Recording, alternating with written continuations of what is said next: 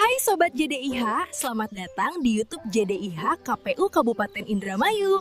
Kenalin aku, Mimin Ayu JDIH. Di sini, Sobat JDIH akan menemukan berbagai konten menarik seperti edukasi hukum dan kepemiluan, fakta menarik seputar kepemiluan, informasi regulasi terbaru yang wajib kamu tahu, hingga tips dan insight hukum yang relevan dengan kehidupan sehari-hari loh Sobat JDIH. Semua kami hadirkan untuk meningkatkan literasi hukum dan memperkuat pemahaman kepemiluan, khususnya untuk Sobat JDIH KPU Kabupaten Indramayu. Selamat menikmati tayangan siniar JDIH KPU Kabupaten Indramayu.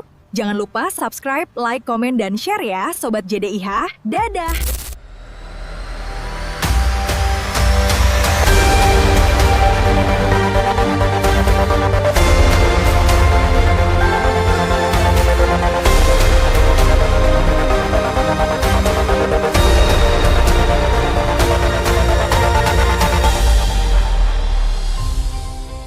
Halo Sobat JDIH, senang sekali bisa kembali menyapa Sobat JDIH dalam siniar JDIH, siaran informasi, aturan, dan regulasi. Ruang belajar bersama untuk memahami hukum dan kepemiluan dengan cara sederhana, menarik, dan mudah dipahami. Pada episode sebelumnya, kita telah membahas berbagai isu penting seputar kepemiluan, termasuk bagaimana regulasi mengatur penggunaan Sirekap, serta langkah-langkah yang dilakukan ketika ada kendala teknis di lapangan. Karena itu pada episode kali ini kita akan melanjutkan perbincangan yang tidak kalah menarik masih bersama Bapak Idam Holik, anggota KPU Republik Indonesia, untuk mengupas fakta, aturan, dan perspektif hukum di balik isu-isu tersebut.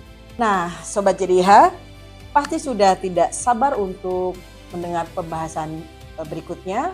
Mari kita simak perbincangannya. Baik Bapak, ini terkait isu yang sering terjadi dan menjadi perhatian publik Pak. Ini terkait Sirekap. Dalam praktik di lapangan, kendala seperti server down atau jaringan terbatas itu cukup sering terjadi Pak. Kalau dalam kondisi seperti ini, itu secara regulasi mana yang menjadi rujukan utama Pak? Apakah digital atau hasil manual Pak? Penggunaan aplikasi Sirekap ini dilakukan setelah proses pengadministrasian selesai. Ya, misalnya dalam pemilu legislatif, setelah proses penghitungan perolehan suara partai dan caleg selesai, maka itu administrasinya diselesaikan dulu. Di formulir C plano diselesaikan. Penggunaan surat suaranya berapa, terus perolehan suara partai, suara calegnya berapa, itu dihitung seluruhnya. Nah, setelah itu baru penggunaan teknologi Sirekap. Sirekap dalam penyelenggaraan pemungutan, penghitungan, serta rekapitulasi suara itu adalah alat bantu. Alat bantu. Kenapa kita menggunakan aplikasi Sirekap? Kita punya Undang-Undang Keterbukaan Informasi. Undang-Undang Nomor 14 tahun 2008, dan negara Indonesia adalah negara yang ke-70 meratifikasi Konvensi PBB Freedom of Information Act. Ya. Dan informasi itu menjadi indikator dari kualitas demokrasi. Betul. Semakin terbuka informasinya, maka semakin baik. Dan terlepas dari konvensi traktat atau konvensi PBB tersebut, kita punya konstitusi. Hak atas informasi itu dijamin konstitusi. Itulah kenapa kita menggunakan aplikasi Sirekap. Tujuannya agar pemilih atau masyarakat Indonesia tahu untuk hasil pemilu. Lebih spesifiknya lagi, mereka tahu hasil pemilu di TPS-nya, ya, atau mereka tahu hasil pemilu di dapilnya atau di daerahnya. Nah, itu kepentingan kami. Inilah esensi dari keterbukaan. Ya, jadi dengan demikian aplikasi Sirekap itu digunakan setelah administrasi yang manual. Yang ditulis tangan dengan menggunakan teli, pengisiannya secara manual tersebut itu selesai dilakukan. Nah, jadi dengan demikian ketika aplikasi Sirekap misalkan ada trouble dari sisi kualitas jaringan dan sebagainya, itu sebenarnya tidak perlu dikhawatirkan karena yang manualnya aman. Betul sekali. Yang terpenting lagi dalam proses penghitungan suara itu dapat disaksikan oleh saksi dan pengawas TPS. Dan bahkan kalau sekiranya terjadi mendung yang gelap, proses penghitungan suara itu harus dipastikan harus ada penerangan. Atau proses penghitungan suara terjadi malam hari, itu harus ada lampu yang terang. Yang dimana orang-orang yang terlibat di situ itu dapat melihat dengan baik. Kalau hujan pun harus dipindahkan ke tempat yang yang aman. Oke. Nah, artinya apa? Artinya bahwa suara pemilih yang dihitung tersebut itu didokumentasikan dengan baik. Kalau selama ini publik ada kekhawatiran terhadap hasil pemilu, ya bagi kami ini memang kesempatan kami untuk berkomunikasi. Kita semua harus mengkomunikasikan ini. Khawatir boleh, tapi harus rasional. Dalam artian apa? Ketika kita merasa khawatir terhadap hasil pemilu, maka kita gunakan hak kita untuk bertanya. Atau kita gunakan juga kesempatan kita mengakses informasi. Regulasinya seperti apa? Nah, inilah pentingnya kita bicara tentang literasi pemilih atau pemilih yang literat. Itu tidak sekedar dalam konteks diskursus demokrasi, kenapa memilih itu penting, tapi secara teknis juga harus tahu. Dan KPU ya itu punya yang namanya JDIH, Jaringan Dokumentasi dan Informasi Hukum. Semua kebijakan mengenai penyelenggaraan pemilu, ya dalam hal ini ada peraturan KPU, ada keputusan KPU, ya bahkan undang-undang juga itu dicantumkan di JDIH. Dan sekarang dengan teknologi mesin pencari, tinggal ketik keywordnya, enter, menggunakan internet, menggunakan notebook, kita sudah pasti dapat informasi. Betul. Jadi dengan demikian pertanyaannya, apakah kita mau mencari informasi atau kita menikmati kekhawatiran? Ini kan, Luar biasa. ini tugas kita bersama, memastikan siap. bahwa pemilih memahami SOP pemungutan, penghitungan, dan rekapitulasi. Oke, berarti Sirekap itu prinsipnya keterbukaan ya Pak ya. Nah ini mungkin perlu juga Pak dipahami oleh masyarakat bahwa Sirekap itu berarti bukan penentu hasil akhir ya Pak. Sirekap ini alat bantu. Iya. Jadi undang-undang itu menyatakan bahwa penetapan hasil pemilu itu harus dilakukan berdasarkan rapat pleno di berbagai tingkatan dan rekapitulasi mulai tingkat PPK, KPU Kabupaten Kota, KPU Provinsi, dan puncaknya di KPU Republik Indonesia. Jadi nanti rapat pleno rekapitulasi itulah yang akan mengesahkan hasil pemilu.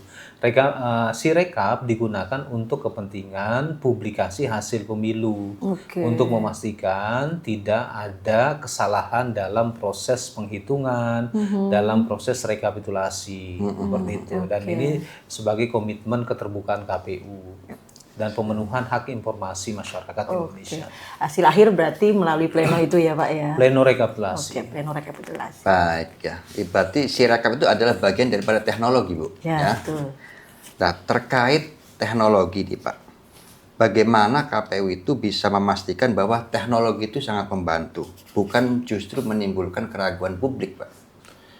Sebuah aplikasi sebelum digunakan secara luas untuk kepentingan pelaksanaan tahapan pemilu, itu tidak sekedar didesain secara matang dan menggunakan teknologi terkini, tapi juga menggunakan pengujian crash test juga kita lakukan, dan yang terpenting itu disertifikasi oleh lembaga yang memiliki kewenangan seperti misalnya BSSN gitu. Jadi sebelum digunakan itu diuji coba dan disertifikasi terlebih dahulu.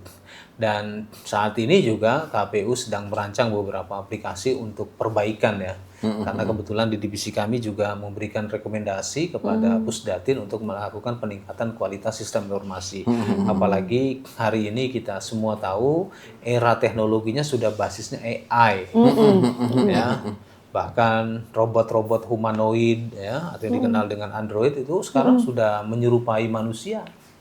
Ya, karena semua basisnya adalah artificial intelligence. Ya, mau nggak mau kita harus mengadopsi itu. Kita harus selalu siap menghadapi segala tantangan ya Pak. Dan ya. sekarang kalau bicara jaringan ya, misalkan rekan-rekan di kepulauan ya, PPK, KPU Kabupaten Kota di kepulauan yang dari sisi kualitas jaringan internetnya sekiranya ada sedikit gangguan, kita rekomendasi untuk menggunakan teknologi VSAT ataupun teknologi internet dengan basis satelit langsung. Oke.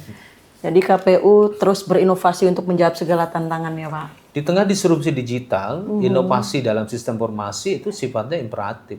Ada satu yang nggak bisa dihindari. Kenapa? KPU adalah lembaga layanan. Motonya saja KPU melayani. Nah, salah satunya adalah memberikan akses terhadap masyarakat atas informasi. Oke. Nah ini Bapak, kalau di KPU Indramayu ini kan ada beberapa inisiasi menarik nih. Nah salah satunya adalah pendekatan kepada KPPS dengan BIMTEK langsung KPU. Jadi KPU Indramayu itu membimtek langsung kepada KPPS, jadi bukan hanya instruksi. Nah dari perspektif Bapak nih di tingkat nasional, jadi bagaimana Bapak melihat pendekatan ini? Karena kan waktu di Pilkada 2024 kemarin tuh KPU melaksanakan BIMTEK langsung kepada ribuan KPPS ya, yang kemudian bertepatan dengan uji beban nasional Sirekap. Ini kan jadi di saat itu saat BIMTEK itu KPPS melakukan uji juga Pak, uji simulasi. Ini kan soal teknologi tadi Pak kaitannya. KPPS bekerja selama 1 bulan. Ya, sebelum melaksanakan prosesi pemungutan suara yang dimulai dari pengumuman, pembentukan TPS, itu memang masa di mana KPPS harus memastikan bahwa dirinya memiliki kompetensi profesionalitas untuk memberikan pelayanan dalam proses pemungutan penghitungan suara. Ya, jika memang pelatihan kepada KPPS ini basisnya klaster ya. Klaster itu dalam artian misalkan ini dilatih per desa, karena kita ketahui per desa di Jawa Barat ini bisa berkisar ya, itu rata-rata di atas antara 15 TPS rata-rata dan bahkan lebih ya. Memang di daerah-daerah populasi padat itu ratusan, tapi pada umumnya tidak terlalu banyak. Artinya kalau pelatihan ini basisnya klaster, menurut saya itu akan lebih efektif. Kalau pelatihan basisnya kolosal, misalkan satu kabupaten dikumpulin, dari sisi metodologi belajar kan itu dapat dikritisi. Nah, sehingga saya menyambut baik rekan-rekan KPU Indramayu kalau sekiranya pelatihan tersebut basisnya klaster. Ya, karena metode pelatihan itu sama dengan metode pengajaran. Kalau pengajaran di kelas itu pesertanya sudah lebih dari 100, bisa dibayangin. Ada potensi noise-nya besar. Tapi kalau dia semakin sedikit jumlahnya, misalkan 40 orang kurang misalnya ya, itu akan semakin efektif. Akan terjadi dialog, interaksi antara instruktur dengan peserta latih. Nah kalau sudah ratusan bahkan ribuan, bisa kebayang. Ya, namanya pelatihan harus spesifik. Ya, saya berharap nanti ke depan dipastikan bahwa dalam pelatihan teknis pemungutan suara ini pesertanya itu tidak banyak dalam satu kelas. Nah, kalau dibuat banyak kelas ya nggak masalah. Kita pastikan instrukturnya memiliki kompetensi yang sama, gitu. Saya juga mendapati pada umumnya ya, bukan pada umumnya, ada beberapa kasus ada KPPS itu yang merasa dirinya, saya udah ngerti kok proses pemungutan suara, karena saya sejak zaman Orde Baru, bahkan ada yang ngomong seperti itu, atau sejak awal pemilu pasca reformasi, saya menjadi KPPS. Iya, senior berarti ya, senior KPPS. Seringkali secara sosial dilabeli KPPS senior, gitu kan. Jadi pede betul, itu ada kasus KPPS pede. Sudah biasa kok nyelenggarain pemungutan suara di pemilu, di pilkada, udahlah, gampang lah. Itu ada. Nah yang begini bahaya. Betul. Kenapa? Karena kami ini membuat aturan mengenai pemungutan penghitungan suara itu didasari dari semangat untuk memperbaiki, memperbaiki kualitas pemungutan suara di TPS. Selain itu juga kan kami harus mengadopsi aturan-aturan yang ada dalam undang-undang, terus juga teknologi, ya, atau kami mencoba mensimplifikasi administrasi ini sesimpel mungkin sehingga tidak merepotkan KPPS dalam melakukan pengisian administrasi. Nah, jadi bisa dipastikan setiap kali penyelenggaraan pemungutan penghitungan suara di pemilu, di pilkada itu pasti ada inovasinya. Nah, ini yang kita pastikan, inovasi-inovasi ini dipahami dan dapat dilaksanakan dengan baik oleh KPPS itu. Disinilah pentingnya pelatihan.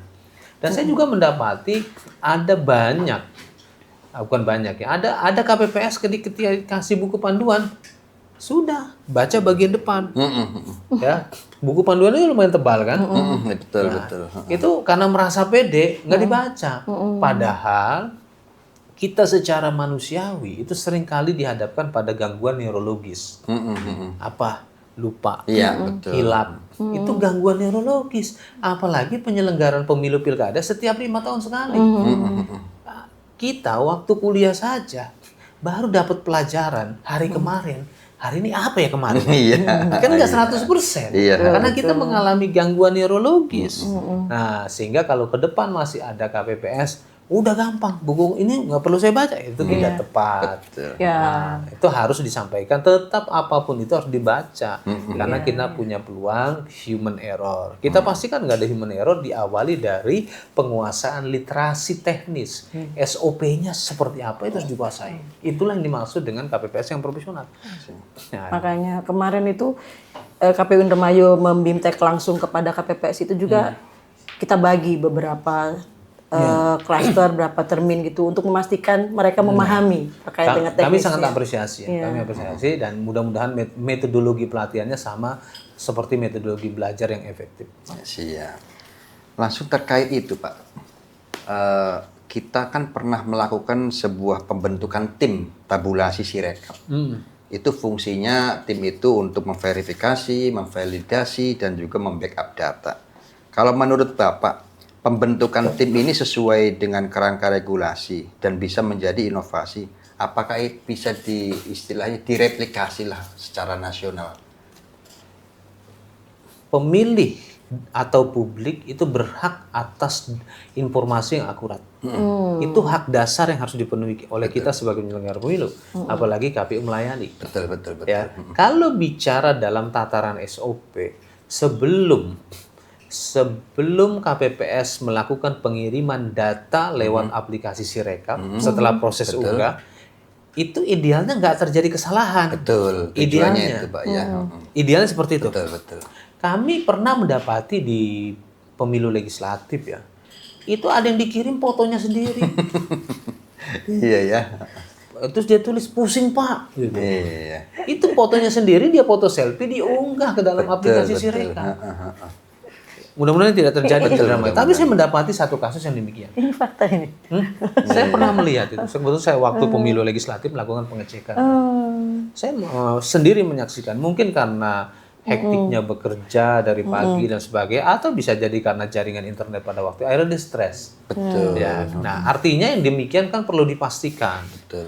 Jadi mengenai tim verifikasi hasil unggahan perolehan suara di aplikasi Sirekap itu dalam rangka memastikan tidak ada informasi yang salah sebelum diunggah ke Sirekap. Karena kita wajib memberikan informasi yang akurat. Betul. Dan kita mesti ingat Sirekap ini alat bantu. Pada saat proses penghitungan suara, penyelesaian dalam hal ini penulisan dokumen, itu tidak sekedar disaksikan oleh saksi dan pengawas TPS, tapi mereka mendapatkan dokumennya. Betul. Jadi hasil pemilu ini dari bawah saja sudah terbuka. Jadi kalau ada orang berpikir masih curiga, tentunya nggak salah ya. Curiga nggak salah, tapi harus berlandaskan pada rasionalitas. Lah orang saksi punya dokumen. Kemarin peserta pemilu ada 18. Betul. Untuk pemilu legislatif. Kita asumsikan ternyata yang menempatkan saksi di setiap TPS hanya 10 partai. Betul. Berarti ada 10 saksi. Setiap partai kita beri kesempatan boleh lebih dari 1. Maka potensinya saksi lebih dari 10. Betul. Ya kan? Belum lagi calon DPD. Ya, belum lagi calon presiden. Nah, belum lagi calegnya potensi ngirim orang. Betul. Ya. Terus selanjutnya ada pengawas TPS. Pengawas TPS wajib hadir sebelum rapat pembukaan pemungutan suara sampai penutupan rapat pemungutan suara. Artinya apa? Pengawas TPS punya kewajiban memastikan itu. Sekarang gimana kalau sekiranya saksi nggak ada? Masih ada pengawas TPS. Karena pengawas TPS dipastikan harus ada di situ. Itu. Dan ditambah lagi kita persilahkan masyarakat melihat. Dan hari ini populasi pengguna smartphone itu jumlahnya waktu pemilu kemarin itu mendekati angka 240 juta pengguna smartphone. Pemilihnya saja itu 204,8 dalam dan luar negeri. Ya kan artinya pengguna smartphone lebih banyak daripada jumlah pemilih dalam DPT. Yang kemungkinan besar mereka menyaksikan langsung proses pemungutan penghitungan suara yang itu didokumentasi, apalagi tuntutan eksis di media sosial. Seperti misalnya generasi Z, Iya, betul. ya, hai guys, saya di TPS sedang mengikuti proses penghitungan suara, ya, ini loh hasilnya loh, ya gini, ya kan bisa anak muda nih kan gitu, nah, itu. Insya Allah proses pemungutan penghitungan suara, proses penghitungan suara di TPS bersifat terbuka dan mengenai potensi electoral manipulation itu potensi kecil sekali potensinya. Nah, oleh karena itu menjadi penting bagi kita bersama, tidak hanya kepada partai politik, ya, tapi juga kepada masyarakat, pengetahuan berkaitan dengan teknis kepemiluan pada hari pemungutan suara itu menjadi sangat penting, karena disitulah suara rakyat didokumentasikan, tidak sekedar diberikan, tapi didokumentasikan. Oke, luar biasa. Ini terkait tadi soal tim tabulasi nih Pak, kan kaitannya dengan verifikasi dan validasi ya. Menariknya lagi nih di Kabupaten Indramayu ini kan tim tabulasinya melibatkan unsur akademisi dari berbagai perguruan tinggi di Kabupaten Indramayu. Kemarin seperti itu. Nah, juga dalam konteks regulasi partisipasi masyarakat, Pak, apakah model ini bisa memperkuat integritas pemilu, Pak? Sebenarnya yang dimaksud tim tabulasi ini sebenarnya tim verifikasi data. Karena data dalam aplikasi Sirekap itu secara otomatis tertabulasi. Jadi dia memverifikasi dalam artian ada nggak dokumen yang harusnya itu 20 lembar diunggah ke dalam aplikasi Sirekap dalam satu jenis pemilihan itu utuh atau tidak. Ya, jangan sampai di bawahnya ada jumlah total suara sah, total suara tidak sah, total penggunaan surat suara, ternyata dokumen yang diunggahnya itu yang harusnya itu misalkan 15 yang diunggah cuma 5. Nah, inilah fungsi dari tim tadi yang saya maknai ya, karena untuk memastikan bagaimana tidak sekedar akurat tapi lengkap dokumennya. Nah, jadi dengan demikian tim tadi menurut saya sangat penting ya, sangat penting untuk memastikan tidak ada kekurangan data, tidak ada kesalahan dan sebagainya, dan itu semua alat bantu. Yang resminya adalah rekapitulasi secara manual berjenjang mulai dari PPK sampai KPU Republik Indonesia. Dan pada saat rekapitulasi berjenjang tersebut kami wajibkan kepada KPPS mulai dari KPPS untuk melakukan siaran langsung. Itu siaran langsung. Jadi ketika KPPS melakukan rekapitulasi, masyarakat bisa melihat. Ya, pembacaan perolehan suara setiap TPS masyarakat bisa tahu karena siaran langsung. Nah, sekarang bagaimana kalau sekiranya ternyata jaringan internetnya trouble? Wajib direkam. Betul. Nah, kenapa wajib direkam? Tidak sekedar pemenuhan informasi publik kalau masyarakat bertanya dan sebagainya, tapi untuk kepentingan electoral dispute, sengketa hasil pemilu. Ini yang harus dipersiapkan. Saya meyakini di setiap PPK, di setiap kabupaten kota pasti punya alat perekam yang baik dalam bentuk kamera, tidak hanya voice. Siap. Poinnya rekapitulasi secara berjenjang. Iya, kuncinya itu. Kuncinya. Jadi kemarin juga Pak, kita itu secara teknis itu melakukan backup data Pak melalui WAG, WhatsApp Group. Itu bagian dari bentuk mitigasi secara administrasi. Apakah itu masuk kategori mitigasi atau bukan Pak ya? Secara regulasi maupun secara prinsip instruksi, dasarnya Pak? Hasil pemilu itu bisa diakses publik. Dasarnya itu. Prinsip dasarnya itu. Apa buktinya? Karena setelah selesai proses penghitungan, saksi boleh foto nggak? Boleh. Publik bisa melihat nggak? Bisa. Gitu kan? Bahkan kalau proses penghitungan itu kurang cahaya aja harus dihentikan. Betul. Ya kan? Jangankan tertutup, kurang cahaya aja harus dihentikan. Artinya apa? Harus terbuka, harus akurat. Hasil pemilu itu bukan sesuatu yang sifatnya tertutup, nggak boleh.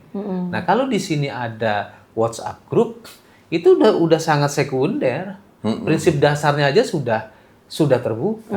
Betul, ya kan? Betul. Kalau sekiranya ada WhatsApp group itu kan itu untuk memastikan bahwa memang informasinya itu dapat terkelola dengan baik. Betul sekali. Itu dapat terkelola dengan baik, dan ini bentuk bagian dari mekanisme kontrol terhadap alur penghitungan dan rekapitulasi. Jangan sampai nanti di TPS sudah terbuka proses menuju kantor KPPS, kantor PPS ya, karena kan kotak harus dibawa, semua dokumen penghitungan harus dibawa ke PPS, yang kemudian PPS mengumpulkan, dilanjutkan untuk diantar. Nah, dalam perjalanannya berubah, ya kan, khawatir kan? Betul, Nah, fungsi dari messenger group ini itu untuk memastikan tidak terjadi electoral fraud. Siap. Itu nggak masalah, ya prinsipnya ini untuk mitigasi. Betul, mitigasi. Saya sependapat itu, untuk mitigasi. Nah, sekarang misalnya begini. Ada partai ingin minta, Pak, TPS ini perolehan suara kami berapa? Boleh nggak dikasih? Boleh. Bahkan kami dalam mengatur kebijakan teknis bagaimana hak saksi, ketika saksi sudah mendapatkan mandat dari partai dan pada hari pemungutan suara karena kondisi tertentu atau alasan tertentu dia tidak bisa datang, boleh nggak saksi ini meminta salinan formulir C hasil kepada PPS? Boleh. Ya kan? Bahkan undang-undang kalau tidak mengumumkan hasil formulir C hasil bisa pidana. Betul sekali. Ada pasal pidananya. Itu. Oke. Ini terkait mitigasi sengketa dan peran data digital nih Pak ya. Bahwa digitalisasi arsip menjadi instrumen penting dalam mitigasi sengketa. Dalam kajian disebutkan begitu. Nah, dalam prakteknya apakah data digital ini cukup kuat Pak sebagai alat pembuktian? Indonesia sudah punya undang-undang transaksi undang-undang tentang dokumen elektronik. Dan dalam persidangan perselisihan hasil pemilu di Mahkamah Konstitusi, kita bisa saksikan bagaimana seringkali hakim Mahkamah Konstitusi menyampaikan permintaan mohon buka sirekap. Seringkali itu disampaikan. Dan ini sidang perselisihan hasil pemilu disiarkan secara langsung. Mohon buka aplikasi sirekapnya. Bener nggak? Sesuai nggak? Itu. Nah, ini dari sisi praktek electoral dispute-nya seperti itu. Jadi dokumen digital yaitu punya landasan hukum. Ya, dan hari ini kita sedang berada dalam disrupsi digital. Yang mau nggak mau kita harus beradaptasi. Itu kita harus beradaptasi itu, dan dokumen digital itu bagian dari pengadministrasian hasil pemilu. Berarti database digital itu secara hukum itu kuat Pak ya, dan itu lebih ada efisien Pak undang-undangnya, ya. ada undang-undangnya. Itu. Bahkan kami dalam proses pendaftaran partai politik hari ini memang kebijakannya masih less paper, belum paperless. Apakah mungkin suatu hari pendaftaran partai politik paperless? Mungkin saja. Ketika memang dari sisi sistem informasi sudah sangat mendukung, ya. Yang namanya proses pemungutan suara aja sekarang tidak sekedar electronic voting, ya, ada yang namanya internet voting. Dan hari ini budaya kita dalam menggunakan uang digital atau perbankan elektronik sudah semakin masif. Kita menggunakan jasa transportasi sudah sifatnya online. Bayarnya juga pakai dompet digital atau e-wallet gitu kan. Artinya kafe-kafe pakai QRIS Pak ya. Pakai QRIS, transaksi pakai QRIS. Betul. Artinya dengan demikian dapat kita kategorikan masyarakat Indonesia adalah digital society. Jadi sangat mungkin ke depan kita terus memperbaiki sistem informasi pemilu sehingga pemilu kita betul-betul bisa terdigitalisasi sepenuhnya. Berarti data digital itu menjadi salah satu alternatif untuk mitigasi sengketa ya Pak ya? Ya, karena dia bagian dari dokumentasi. Dan tidak sekedar bagian dari dokumentasi biasa, tapi dapat diakses publik. Intinya itu ya, bisa diakses publik. Baik Bapak, sekarang kita bicara soal rencana ke depan nih Pak. Kalau dari pengalaman pelaksanaan pemilihan dan pilkada tahun 2024 nih Pak, kira-kira bagaimana rencana nih KPU RI untuk tahapan pemilu atau yang akan datang gitu Pak? Ya, berkaitan dengan penyelenggaraan pemilu di masa yang akan datang, tentunya kembali pada hal yang sifatnya prinsip, ya Pak, prinsip di pasal 22E ayat 6 bahwa penyelenggaraan pemilu dilaksanakan berdasarkan undang-undang. Dalam Undang-Undang Dasar kita jelaskan bahwa pemilu itu dilaksanakan berdasarkan undang-undang. Artinya dengan demikian berkaitan dengan agenda ke depan, saya sangat meyakini pembentuk undang-undang ya dalam hal ini pemerintah dan DPR saat ini sedang mempersiapkan itu semua dan kami KPU Republik Indonesia saat ini juga sedang memberikan ruang seluas-luasnya kepada rekan-rekan KPU di daerah, KPU kabupaten kota, KPU provinsi dan termasuk KPU Indramayu untuk menyampaikan gagasan dan pikirannya. Kami persilahkan teman-teman menulis artikel ya tentang bagaimana seharusnya mengelola tahapan atau subtahapan dalam perspektif kajian dan buku yang akan kami terbitkan tersebut itu nanti akan kami sampaikan kepada pembentuk undang-undang. Ini loh hasil kajian dari teman-teman se-Indonesia. Nah, mudah-mudahan dan saya yakin itu dapat menginspirasi pembentuk undang-undang karena saya yakin semangatnya sama-sama ingin memperbaiki manajemen teknis penyelenggaraan pemilu ya. Saya yakin itu. Ya. Baik Bapak, sangat menarik sekali ya pembahasan kita hari ini. Kita sudah melihat bahwa di balik proses penghitungan suara itu ternyata tidak sederhana ya. Coba jadi ya, ada tantangan di lapangan ya Pak ya, ada penyesuaian teknologi dan tentu saja semuanya berjalan dalam kerangka aturan dan regulasi yang sangat ketat. Dan yang tidak kalah penting, kita juga melihat bagaimana upaya-upaya perbaikan yang terus dilakukan. Baik dari sisi penguatan SDM, inovasi di daerah seperti yang pernah dilakukan oleh KPU Kabupaten Indramayu, maupun dari sisi sistem dan regulasi yang terus disempurnakan oleh KPU Republik Indonesia. Oke. Terakhir Bapak nih, apa pesan Bapak untuk Sobat JDIH agar lebih memahami bahwa proses penghitungan suara ini tidak sesederhana yang terlihat? Berkaitan dengan hal tersebut ya, ini khusus untuk Sobat JDIH. Sobat JDIH. Demokrasi yang baik itu adalah demokrasi yang partisipatif. Demokrasi tersebut akan semakin baik kalau partisipasinya basisnya literasi.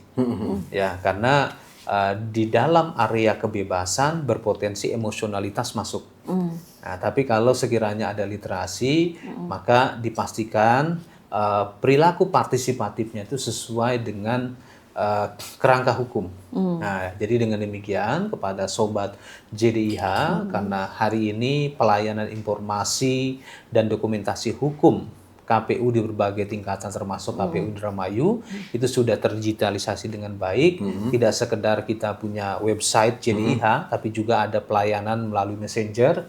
Jadi dengan demikian saya berharap rekan-rekan Sobat JDIH dapat mempelajari atau mengakses literasi ini. Itu.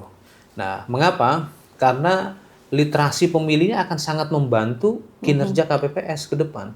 Jadi kalau pemilihnya memahami proses pemungutan suara, penghitungan suara dengan baik, kalau terjadi ketidaktepatan atau sekiranya karena human error, pemilihnya bisa memberikan masukan. Itu. Jadi pemilih sendiri, Pak, bukan seperti ini, harusnya seperti ini, seperti itu. Ya. Jadi lagi-lagi ini literasi. Literasi ya Pak ya. Ya selain itu tentunya juga kami terikat pada, atau kita semua terikat pada prinsip profesional. Apa yang dimaksud dengan prinsip profesional itu tidak sekedar harus lebih baik daripada hari ini atau hari sebelumnya. Tidak sekedar itu, tapi didasari pada ilmu pengetahuan. Itulah pentingnya saintifikasi kebijakan penyelenggaraan pemilu. Jadi kebijakan-kebijakan yang dikeluarkan oleh KPU itu harus dalam bingkai ilmu pengetahuan. Tidak sekedar ilmu hukum, tapi ilmu manajerial dan ilmu teknologi. Misalnya itulah yang disebut dengan saintifikasi pemilu. Nah, kami komitmen untuk hal tersebut. Ya. Luar biasa ya Ketua ya. Iya, terima kasih. Baik, Sobat JDIH, terima kasih banyak pada Bapak Idam Holik atas penjelasan yang sangat komprehensif. Tidak hanya dari sisi pengalaman lapangan, tetapi juga dari perspektif regulasi. Oke. Sobat JDIH, hari ini kita belajar bahwa di balik setiap angka hasil pemilu ada proses panjang yang diatur secara ketat oleh hukum. Dijalankan dengan penuh tanggung jawab dan terus diperbaiki melalui inovasi. Mari kita bersama-sama memahami prosesnya agar kepercayaan terhadap demokrasi semakin kuat. Saya Dewi Nurmalasari Dan saya Maskur. pamit undur diri, sampai jumpa di Siniar JDIH berikutnya. Salam.